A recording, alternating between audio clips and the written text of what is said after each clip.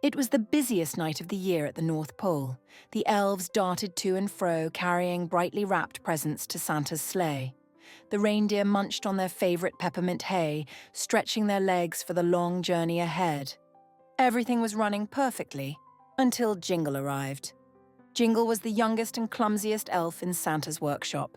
He meant well, but wherever he went, chaos followed.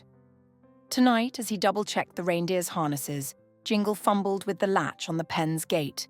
Click, the gate swung open. One by one, the reindeer sniffed the frosty air and wandered out. Rudolph led the way, his glowing nose lighting up the snowy path. By the time Jingle realized his mistake, all 9 reindeer were galloping into the darkness. "Oh no! Oh no! Santa is going to put me on the naughty list forever!" Jingle wailed, running to find Santa. When Santa heard the news, he stroked his beard thoughtfully. "Without the reindeer, I can't deliver the presents in time," he said. "Jingle, you've made a big mistake, but I believe you can fix it. I need you to find the reindeer, fast." Jingle gulped. "Me? But how?" "Take this tracker," Santa said, handing him a glowing compass that pointed toward the reindeer's magical energy. "And find some helpers. Christmas depends on it." Far away in the snowy town of Pine Grove, siblings Max and Lily were arguing.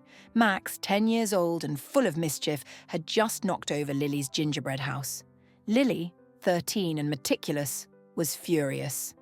"You ruin everything, Max," Lily shouted. "And it was an accident," Max protested, but Lily stomped away.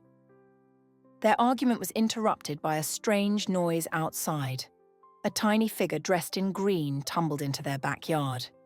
It was Jingle, who had tracked Rudolph to Pine Grove. "You've got to help me," Jingle cried, brushing snow off his striped hat. Max and Lily exchanged a look. "Who are you?" Max asked. "I'm Jingle, Santa's elf, and the reindeer are missing. If we don't find them, Christmas will be ruined." Lily was skeptical. "An elf? Seriously?" But Max was already excited. "This is awesome! We're going on a Christmas adventure!" Jingle explained the situation, and after some convincing and a promise to put them on Santa's good list forever, the siblings agreed to help. The trio realized they couldn't search for the reindeer on foot, so they turned to their grumpy neighbor, Mr. Grizzled, a retired pilot who owned a rusty old plane. "Reindeer, Christmas, bah! Leave me out of your nonsense," Mr. Grizzled grumbled. But when Jingle mentioned how much Santa would appreciate his help, he reluctantly agreed. The magical tracker led the group to a bustling city where Rudolph and Dasher had been spotted. The reindeer had wandered into a shopping mall, drawn by the glittering Christmas decorations. Inside, chaos erupted. Rudolph's glowing nose startled shoppers, and Dasher galloped through the food court, knocking over trays of holiday cookies. Max and Lily scrambled to calm the reindeer while Jingle tried to avoid being seen by security guards. Finally, Max lured Rudolph with a candy cane, and Lily used her scarf to guide Dasher out of the mall. As they loaded the reindeer into Mr. Grizzled's trailer, Max laughed. "That was amazing! Did you see Rudolph jump over that fountain?" "Less laughing, more catching," Mr. Grizzled grumbled, starting the engine. The tracker next pointed them to a snowy forest where Prancer and Comet had joined a group of wild deer. The forest was peaceful, but the group soon faced a challenge. A fierce snowstorm rolled in, and the temperature dropped rapidly.